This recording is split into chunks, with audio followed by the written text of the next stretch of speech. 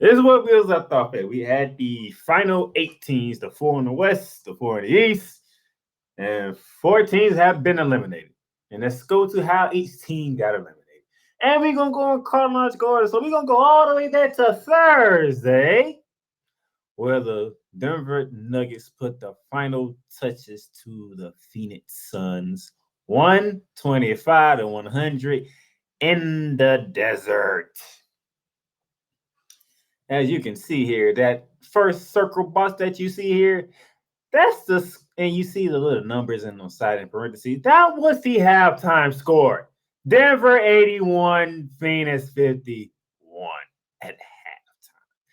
The Denver Nuggets dropped 81 points in 24 minutes of gameplay.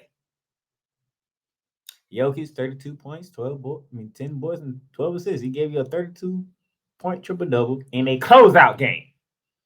Jamal Murray 26. Contavious Caldwell-Pope with a 21-piece. And on the Phoenix side, Kevin Durant 23 points. He didn't take a goddamn three. Kevin Durant didn't take 1 3. Went 8 for 19. Cameron Payne led the Phoenix Suns with 31 points. But that other boxes that you see, that is Devin Booker. 12 points. 4 for 13, 1 from 3 in 36 minutes. 36 minutes. Devin Booker can only get you 12 points. 12 points. In a closeout game. In an elimination game at home. And you got your ass whooped by 25 by the top team in the West. Then you look at the box score, and on this one, I can care less about the box score. I can care about all these numbers right here. I don't care. I don't care about the team stats. But as a result, the Phoenix Suns fired Coach Monty Williams after 4 seasons. In those 4 seasons, you've been to an NBA Finals. You've been to the conference finals. But the last 2 outcomes, you got your ass within the conference semifinal. The one that I just talked about Thursday, but let's travel back a year. You see this? Remember this, ladies and gentlemen? Game 7 of the Western Conference semifinals down in Phoenix, Arizona. Oh, yes. 57 to 27 was the halftime score. That the Suns were down 30 again at halftime. And up losing 123 to 90. And in that game, Devin Booker, 11 points, 3 for 14, 0 for 4 from 3. Let's travel back to Thursday, shall we? Devin Booker, 4 for 13, 1 for 3 from 3, and 12 points. But yet you got your ass whooped again. And continuing with Devin Booker. This was Devin Booker, but looking down and staring at him like, how you like this ass whooping that you're getting right now? And this on the right is Devin Booker doing the ass whooping that they took on Thursday to the Denver Nuggets. And by the way, while I'm bringing up Devin Booker, you know I have a problem with you, sir. How you gonna sit here and not be available for the media after you get your ass whooped at home again to get ousted in the playoffs? No. Oh, no. You can't be called a light-skinned mamba like Stephen A. Smith said and not sit here and face up to an ass whooping. You got your ass whooped again in the same building that took the first ass whooping last year. Both times you are down 30 at halftime. Both times your butt couldn't score no more than freaking 12 points. Devin Booker. Oh yeah, you went for 40 plus against the Clippers a couple of times. You put in a couple of 40. You put up a couple of 40 performances or 30 performances in this series against the Denver Nuggets to get the series back 2-2. But when it counted most, when you was down 3-2, going home for game 6, 12 points. 12 points. Against the Dallas Mavericks, 11 points. 11 points is what you did, Devin Booker, in 2 elimination games at home. One, by the way, was a winner take all game 7. And you didn't show up.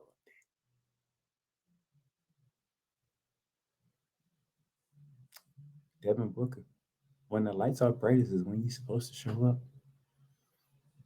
When the light is brightest is when you're supposed to show up. In game 7 of last year against the Mavericks, you didn't show up. And Thursday in game 6 in the elimination game, you didn't show up. I'm not gonna talk about Kevin Durant. I ain't gonna talk about Chris Paul. I ain't even gonna talk about DeAndre. This one is on you, Devin Booker. You should be ashamed of yourself. You should be. Okay. Moving on. Then we get to game 6 between the New York Knicks and the Miami Heat down in South Beach. Really contested game. The Knicks had a lead. They blew the lead. And you see the results 96-92. The Miami Heat ousted the New York Knicks in the Eastern Conference semifinals. Woo! Now, you see down there from Miami side, we're going to start with the home team. Bam Adebayo, 23 points on 9 for 20 shooting with 9 boards. Jimmy Butler, 24 points with 8 boards on 7 for 22 shooting. These two combined for 16 of 42. That is terrible, to be honest. But yet they combined for 47 points and 17 rebounds. That is good. That is good. On the other side, Jalen Brunson dropped a 41 piece with shooting 14 for 22 from the field and 5 for 10 from 3 in a elimination game on the road. Jalen Brunson showed up, except at the end of the game. Costly turnovers by Jalen Brunson. You can't have those turnovers when the game is on the line, sir. You can't do it. That is my only gripe with you in this one because you dropped 41. You gave them a 40 piece. You just had the turnovers at the wrong time. And that's about it. But nevertheless, RJ Barrett, 11 points, RJ Barrett, 1 for 10 from the field, and 0 from 3 from the field. Really, RJ Barrett, 1 for 10. So you only had 1 2-point bucket. And the rest of your points came to the free throw line, which is 9 of them, by the way. Really. The funny thing is, you ain't even the bigger culprit in all this. Because that would be one Julius Randle. 15 points. In an elimination game, you got 15 points. 3 from 14 from the field, 1 from 7 from 3. Oh, you got 11 rebounds. Good job with the 11 rebounds. But you only had 15 points. You're making people like Stephen A. Smith and Spike Lee and YZ Hefe, my good friend. And another good friend, Nicholas Russell, sick to their stomach. Because you fail to show up when you are needed most. Over and over and over again. You, sir, was supposed to be the face of the franchise. That happened to turn to Jalen Brunson in one whole season. Matter of fact, not even a whole season. He became the face of the franchise quick, faster than I heard because they looked at him and said, we didn't expect to get this from Jalen Brunson. But Julius Randle is nowhere to be found. It took the playoffs. The playoffs. You want to be who you want to be. But you ain't who you want to be in the playoffs. You was the face of New York. When it comes to the Knicks, it's Julius Randle's face. Not no more. That belongs to Jalen Brunson. Now, as we move on here, I'll go back. Hold on. Hey, look at this. Look at this. Miami Heat had 25 assists, and Knicks had 13. That is a plus 12 for the Miami Heat. Points in the paint, 38-20 Miami Heat, plus 18. But the Knicks had a 14-point lead at one point in time and blew it. The New York Knicks, the Knickerbockers. The Knickerbockers blew a 14-point lead in an elimination game on the road in South Beach.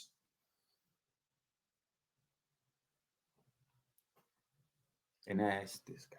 I'm going to say it again. This is the face of the franchise. Who should no longer be the face of the franchise? There should be one Jalen Brunson now, because Julius Randle, you, sir, are not cut out to be a face of a franchise. You are not cut out to be the superstar of a team. You're not cut out for it, because when you're needed most, you always come up short and non-responsive. And most definitely non-responsive. Mm-hmm. Stephen A. Smith is suffering because the Heat took out his Knicks. Mm-hmm. Spike Lee is suffering because the Heat took out his Knicks. Mm-hmm. YSLFA is cussing up a storm because the Heat took out his Knicks. Mm-hmm. And they all looking at number 30 in the orange and blue for the reason the Knicks are home for the summer. They're no longer playing basketball at this moment in time. And welcome back to Shooting the Lights Out, ladies and gentlemen. As you can see here, we have X'd out two teams, the Phoenix Suns and the New York Knicks. Because they both took ass whoopings in game 6. Okay? That means we have two more spots remaining for our final four. Will it be the Warriors or the Lakers or the Celtics and the 76ers? Beginning the same night, Friday night, going from South Beach to the City of Angels, Los Angeles, California, where it was game 6 between the Lakers and the Warriors. When the Warriors trying to stave off elimination, you see how that went. 122 to 101. The Lakers have ousted the reigning defending champions. Snowman, forgive me. Forgive me for this, Brian Snows. Forgive me for this. But the champs have been unseated.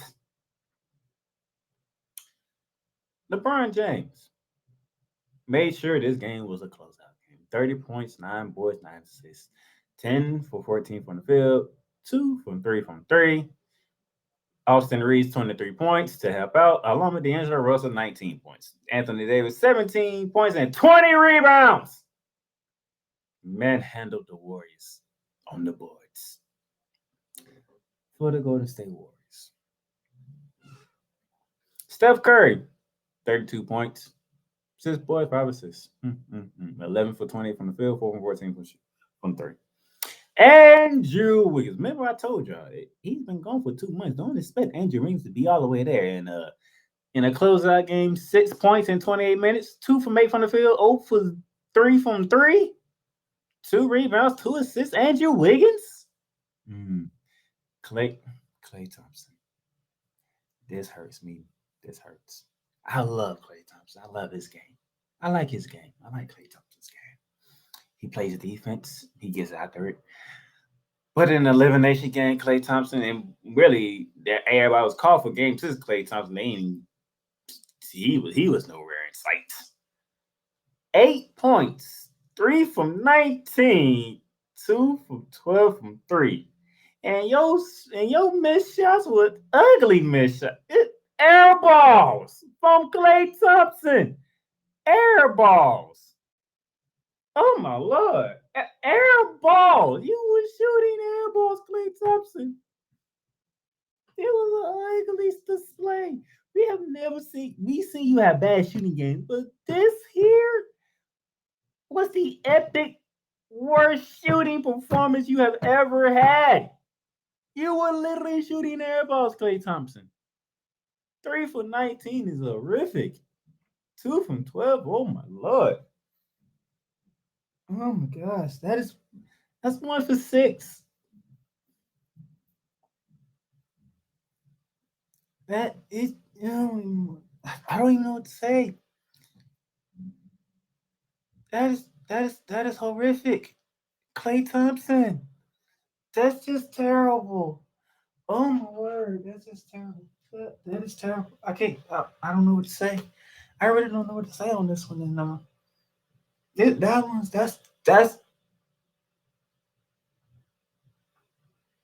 a hard one to swallow for Warrior fans. Okay, I'm not a Warrior fan, but I like Clay Thompson. It's just hard to swallow. You see, when you see Clay Thompson's name, you see 3 for 19, 2 for 12, and you seen the shots he was taking. That's hard to swallow as a basketball fan because that is not what you want to see from a great shooter like Clay Thompson. It is not. But we saw it. We saw it Friday night. And it was, oh my gosh, painful to watch. That's painful to watch. Okay. And then now I look at, I'm going to say this one thing about Jordan Poole because, damn it, I did a whole flagrant foul on him last week on the show. I'm not going to get into it again. But Jordan Poole, yo dumbass, spent $500,000 on a date, but your ass couldn't even shoot 50% for a freaking series. That's all I'm gonna say about Jordan Poole. Because if I keep going on, I'm gonna go off again, and I ain't trying to go off again. Look at this. Let's just look at it. Mm-hmm. 39 for 103. That is 37, 38% from the field. The Lakers were 39 for 75, shooting 52% from the field. The Warriors were 38 for was 13 for 48 from 3-point range, shooting 27%. The Lakers were 13 for 26, shooting 50% from 3-point range. So the Lakers shot 50% from the field as a team, and they shot 50% from three as a team. Yet you two scored the same amount. 13 for 13, 39 for 39. And then you get to this little yellow golden spots right here, the free throws. 31 for 42 for the Lakers, 10 for 14 for the Warriors. That is a plus 21 for the Lakers. And if our memory serves me correctly, 122 1-on-1, that is a plus 21. So the Lakers won the game at the free throw line because the Warriors wanted to shoot twice as many threes as the Lakers and 28 more shots than the Lakers as a team,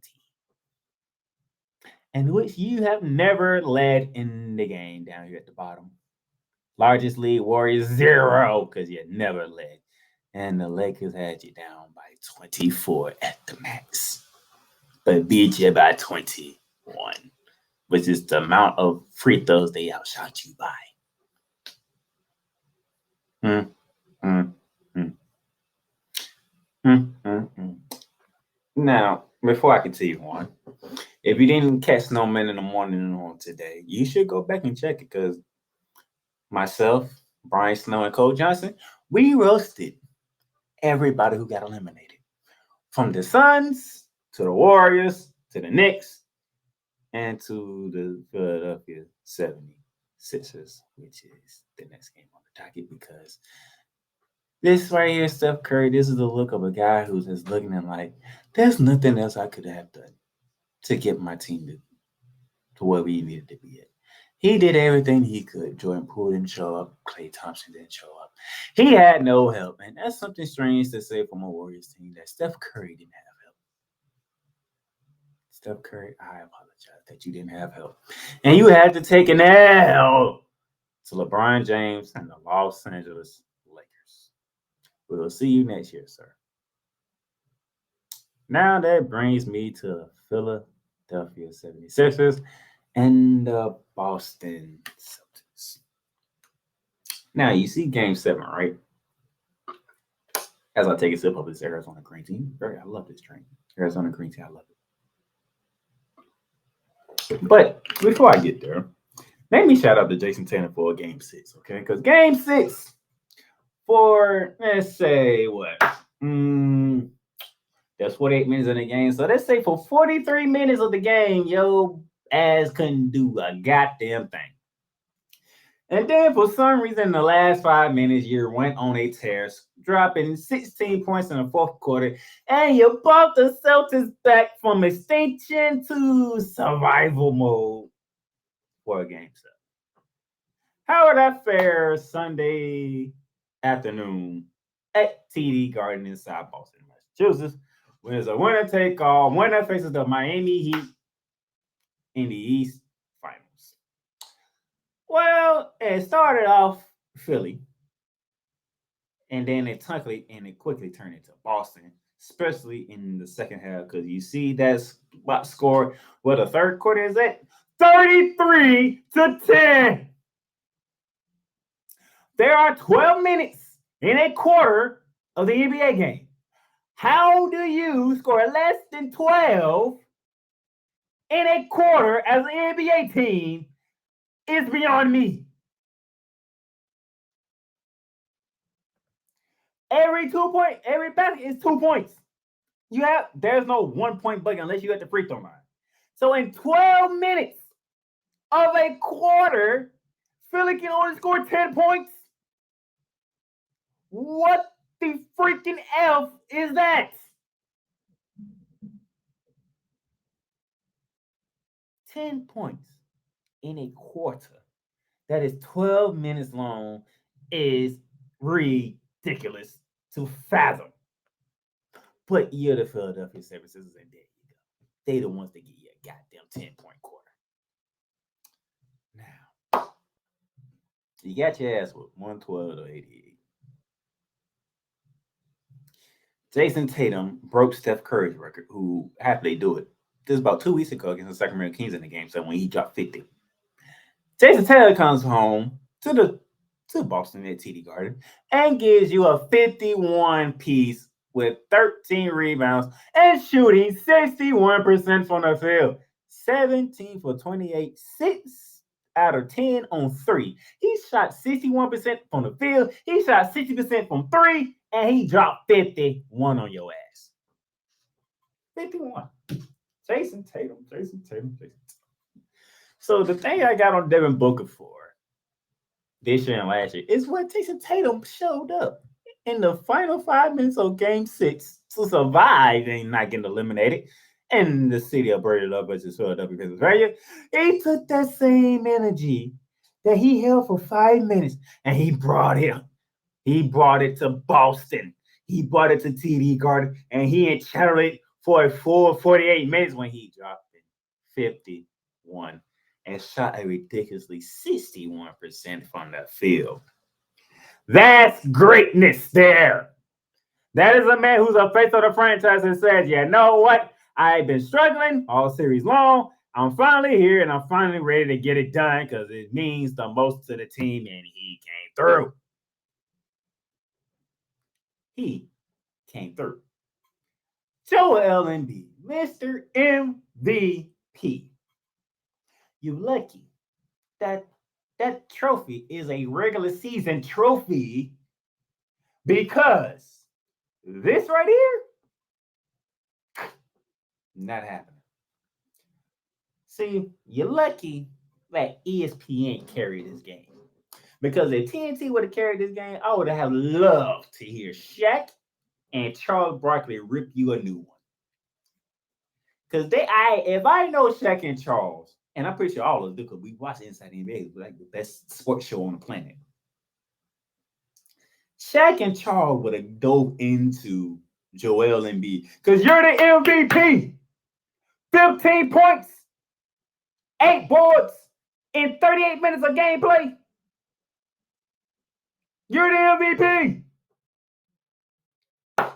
Hello, give me the ball. Let's rock and roll. Ride me to the end.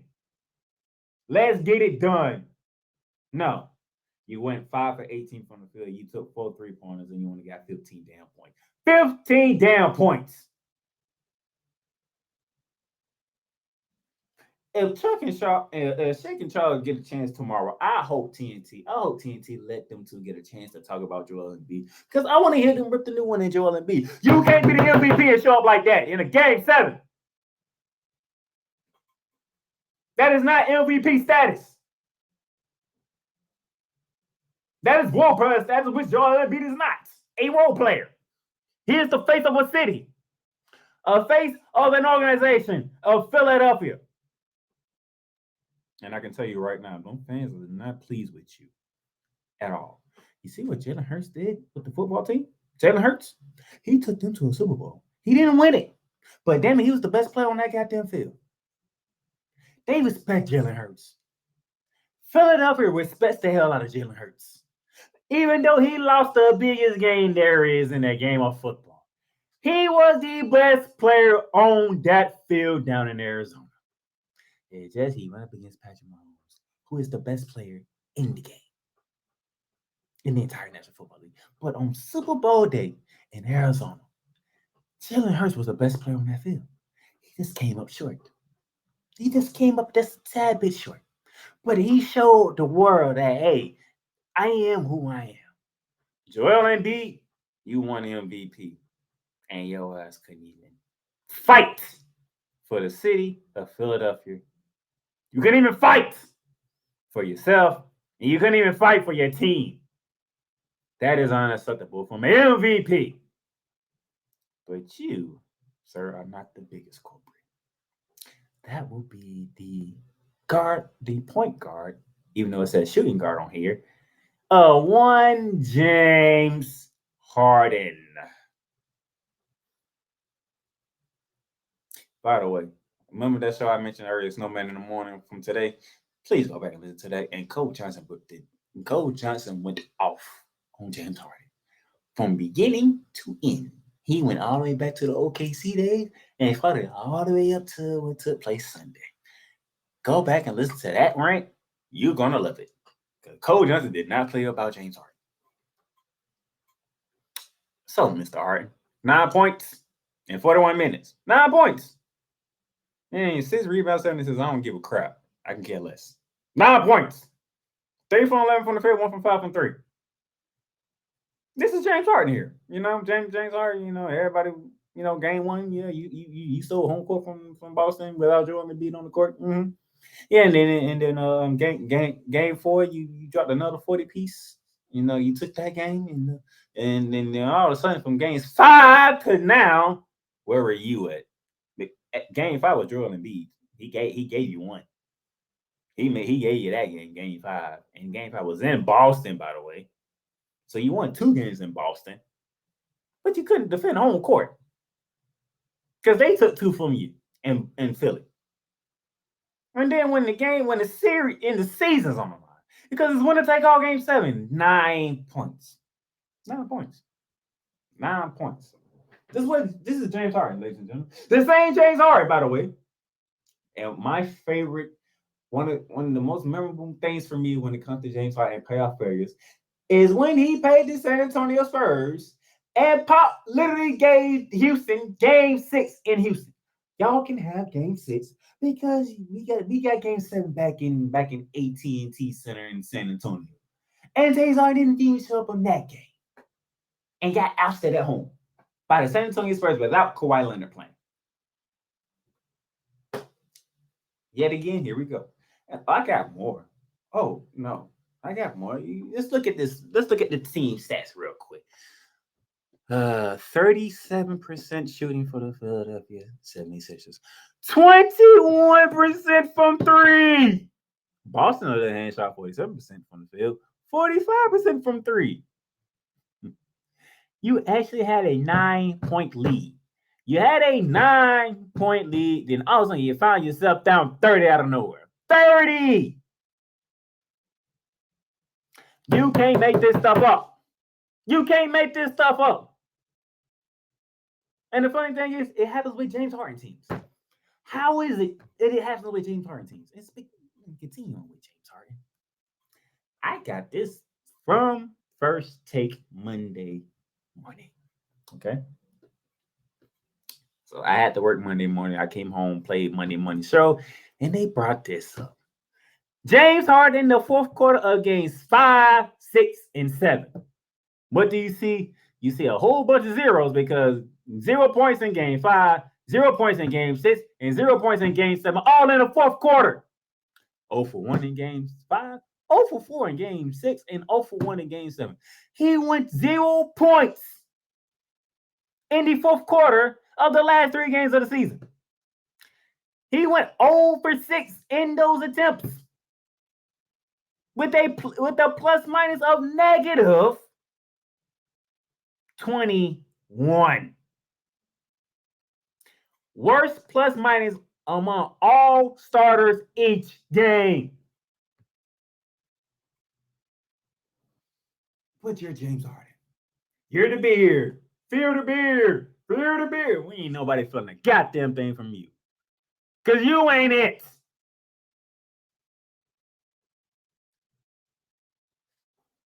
I told people, everybody was a number. Oh, 45 from James Harden. And they took game 1. And they took home court for them. Oh, he did it again in game 4. Oh, this is going down. Oh, James Harden.